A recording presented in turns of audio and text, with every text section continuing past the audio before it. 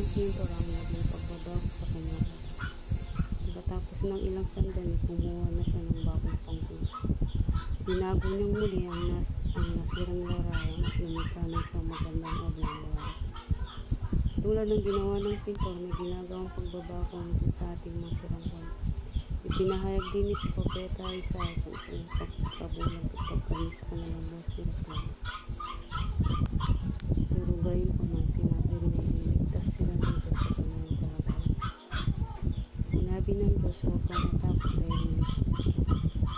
Magagawa rin naman ito ng Diyos sa atin. Mga kasalanan tayong binibigyan ng pagkakataon ng Diyos na magsisi, humingi ng kapatawaran at magtiwala kay Jesus. Sa gayon patatawarin ang niligtas natin. Tiwala kay Jesus. Sa gayon patatawarin ang niligtas natin.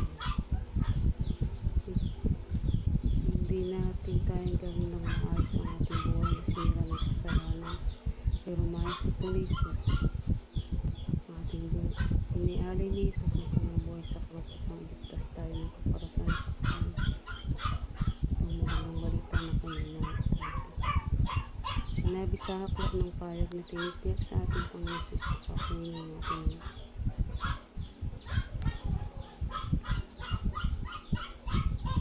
Kaya magtitiwala tayo kay Jesus tulad ng sirat maging pagbabagong buhay at panglalang magiging bago at maganda rin ang ating buhay.